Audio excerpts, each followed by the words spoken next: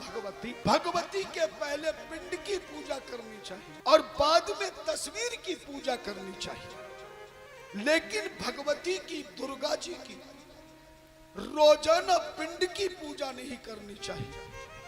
नवरात्रों में अकेले भगवती की तस्वीर की पूजन ना करें।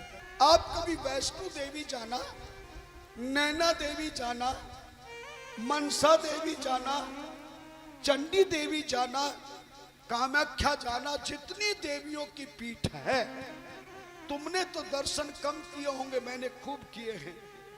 किसी भी देवी की पीठ में आप देखना, वहां तुम्हें मूर्ति दिखाई नहीं देगी।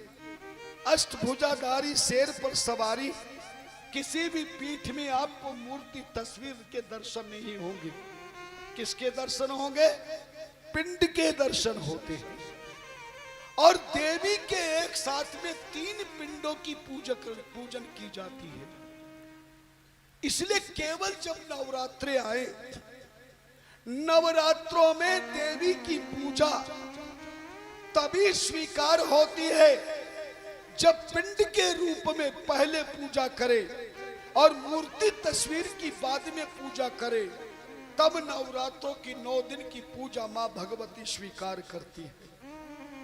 आज तक नवरात्रों में तुमने भगवती की पूजा बहुत की है, लेकिन आज तक तुमने अकेली तस्वीर या मूर्ति की पूजा की है। आने वाले नवरात्रों में आगे से ध्यान रखना, घर में नोट कर लेना, कहीं से काली मिट्टी मिल जाए तो ले आना।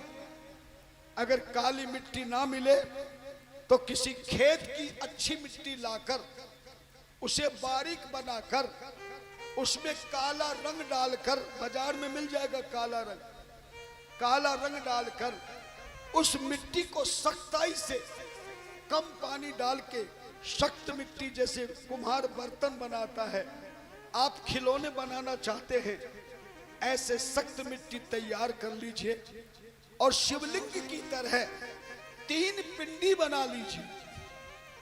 काली मिट्टी की कितनी पिंडी बनाएंगे? 3। और उन तीनों पिंडियों को नवरात्रों से एक दिन पहले बनाना चाहिए। सुबह बनाए, उन्हें धूप में सुखाएं और रात्रि के समय, सोते समय, जो भगवती को नवरात्रों में देसी घी जोत में जलाना है, उसको एक दिन की पहले रात्रि में थोड़ा गर्म करके, ज्यादा गर्म नहीं करना, थोड़ा गर्म करके पूरे घी को एक डोंगे में, बर्तन में, किसी में डाल करके, ये जो तुमने काली मिट्टी की जो 3 पिंडियां बनाई हैं, ये उसी घी में डाल देना और ढक कर के रख देना। सुबह जैसे ही देवी की स्थापना करें तो देवी की तस्वीर सामने लगाकर, लाल कपड़ा बिछाकर, देवी को बिठाकर, आप इसके सामने तांबे की जो किनारे वाली प्लेट होती है, एक गोल प्लेट ले लेना, जो रोजाना ठाकुर को स्नान करने में भी काम आएगी, किनारे वाली गोल बड़ी सी। उस प्लेट में तीनों पिंडियों को देवी की तस्वीर के सामने रख देना। ईशान कोण में कलश, मंगल कलश बनाकर, कलश को धोकर गंगा जल डालकर, जल से भरकर, आम के पत्ते की टहनी लगाकर, नारियल में और कलश के गर्दन में कलावा मोली बांधकर, ये मंगल कलश मां भगवती के सीधे हाथ की ओर ईशान दिशा में एक थाली या बड़ी परात में मिट्टी भरकर, उसमें जौ के दाने डालकर, पानी से भिगोकर, इस कलश को उसी में रखना चाहिए। ईशान को रोजाना पहले पिंडियों को जल देना चाहिए। टोटी वाले लोटे से इन तीनों पिंडियों को स्नान कराए, जैसे शिवलिंग को स्नान कराते हैं, लेकिन हाथ नहीं लगाना चाहिए। जल चढ़ाकर इनको लाल चंदन लगाए, फूल चढ़ाएं, बेल पत्र चढ़ाएं, बस याद रखना, किसी भी देवी को दुर्वा घास नहीं चढ़ाना चाहिए। लक्ष्मी को, सरस्वती को, काली को, भगवती को, किसी भी देवी की पूजा में क्या चीज नहीं चढ़ाएंगे? ये दुर्वा घास का ऊपरी भाग देवी की पूजा में प्रयोग नहीं करना चाहिए। शालग्राम पर कभी अक्षत नहीं चढ़ाने चाहिए। शालग्राम पर कभी अक्षत नहीं चढ़ाना चाहिए। घर में शंख को कभी जमीन पर नहीं रखना चाहिए। जमीन शंख को धोते समय किसी पानी में डुबोकर नहीं धोना चाहिए, बल्कि शंख पर जल डालकर ही धोना चाहिए। ये छोटी छोटी चीजें हैं जो आपको किसी ने बताई नहीं। उन गलतियों के कारण आपकी की गई पूजा का फल आपको प्राप्त नहीं होता, जिसके कारण पूजा पाठ करने वाले परिवार में भी कष्ट, दुख, रोग, संकट, समस्या आती रहती है। मेरी हर बात का ध्यान रखना। घर में जाकर कॉपी में नोट कर लेना। आप रोज कॉपी पेन लाया करो, उसमें लिखा करो, ताकि आप आने वाली पीढ़ी को भी समझा सके और की गई थोड़े दिन की रोजाना की पूजा आपको फल दे सके। इस तरह 3 पंडियों को पूजा करके, हाँ, माँ भगवती को, गणेश को बेलपत्र जरूर चढ़ाने चाहिए। भगवती को बेलपत्र चढ़ाए।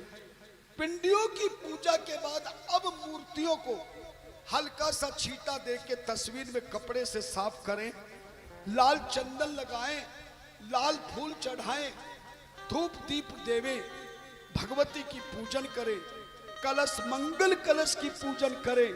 और जो मिट्टी में तुमने जो डाले हैं, जिसमें कलश रखा है, इसको रोज थोड़ा थोड़ा जल देते रहें। 9 दिन में हरे जो तैयार हो जाए। धन्यवाद। फिर इन हरे जो का क्या करना चाहिए? 3 पिंडियों का क्या करना चाहिए? धन्यवाद। यज्ञ हवन करे या ना करे, नवरात्रों की देवी पूजा होने के पश्चात नवरात्रों में हवन आदि करके कन्याओं को झिमाकर धन्यवाद, प्रत्येक कन्या को 1-1 रुपए का सिक्का जरूर देना चाहिए। भोजन करा के पूजन कराने के बाद चाहे 10 रुपए दो, चाहे 50 रुपए दो, चाहे 100 रुपए दो, लेकिन कागज के रुपए के साथ में आपको भारत सरकार का टिकली वाला 1 रुपया अवश्य देना चाहिए। और उन 9 कन्याओं से इस 1 रुपए के द्वारा हरे जो को ऊपर से पकड़कर मिट्टी के ऊपर वाला जो भाग है, वहां से सिक्के से काट काट करके सारी कन्याएं, सारे हरे जो के पत्ते जो तुम्हारी मिट्टी में प्रकट हुए हैं नवरात्रों में, सारे हर के जो के पत्ते घर की सुहागन स्त्री को अपनी गोदी में, झोली में लेना चाहिए। पुरुष हो तो रुमाल में लेना चाहिए। सारे हरे जो के पत्ते उन कन्याओं को भोजन कराकर उनको आशीर्वाद लेने के लिए दक्षिणा देना, 1 रुपए का सिक्का देना और कहना, देवी ये हरे जो तेरी शक्ति भक्ति के रूप में मेरी झोली में डाल दूं। ऐसा कहकर उन 9 कन्याओं से सारे हरे पत्ते झोली में ले लेना चाहिए। उसके बाद इन हरे जो के पत्तों को किसी प्लेट में, थाली में, या जिस प्लेट में आपने रोजाना तीनों पिंडियों को रखा है, और इन तीनों पिंडियों को समय मिलने पर किसी बहते हुए जल में विसर्जन कर देना चाहिए। और जल ना मिले तो किसी बगीचे में या खेत में गड्ढा खोदकर इन तीनों पिंडियों को समाहित विसर्जन कर देना चाहिए। हर नवरात्रों में नई पिंडियां बनाना चाहिए और नवरात्रों के विश्राम के बाद कन्याओं का आशीर्वाद लेने के बाद तीनों पिंडियों को सायंकाल के समय या जब भी समय मिले किसी खेत बगीचे में, पार्क में, शुद्ध जगह में, पवित्र जगह में विसर्जन करना चाहिए या बहते जल में करना चाहिए। क्योंकि रोजाना देवी के पिंड की पूजा इसलिए नहीं की जाती कि शिवलिंग के चारों तरफ जो जलेरी है इसमें तीनों देवियों की पिंडी ही है, निराकार रूप है। इसलिए शिवलिंग से पहले हम जलहरी की पूजा रोजाना कर लेते हैं। इसलिए रोजाना भगवती की पिंड की पूजा नहीं करनी चाहिए, केवल नवरात्रों में पूजा करके उनको विसर्जन कर देना चाहिए। बात समझ गए? और उन हरे पत्तों को, हरे जौ के पत्तों को सुखाना चाहिए 10-11 दिन तक। जब वो हरे पत्ते सूख जाएं तो रेशमी कपड़े में, लाल रेशमी कपड़े में इन सूखे हुए हरे जौ के नवरोतों के पत्तों को लपेट करके अपने लॉकर में रखना चाहिए। ध्यान देना, दिवाली से पहले 2 नवरात्रे आते हैं। दोनों नवरात्रे दिवाली से पहले आते हैं। इस बार तो एक ही नवरात्र आएगा, पहली बार तुम्हें पता लगा है, इसलिए इसी नवरात्रे से एक नवरात्र के ही कर लेना, वरना हर साल दोनों नवरात्रों की इसी तरह पिंडी बनाकर पूजा करना, पिंडियों का विसर्जन करना और हरे पत्तों को सुखाकर लाल रेशमी वस्त्र में दोनों नवरात्रों के हरे जौ को एक साथ मिला देना। जब दिवाली की रात्रि में लक्ष्मी की पूजा करें तो इन्हीं नवरात्रों को आप लक्ष्मी के सामने चढ़ा देना। ध्यान देना, कहते कि पारे की गणेश और लक्ष्मी आपको मिल जाए तो जरूर ले लेना। इन हरे पत्तों पर गणेश लक्ष्मी पारे का, गणेश लक्ष्मी की दिवाली की रात्रि में पूजा करने के बाद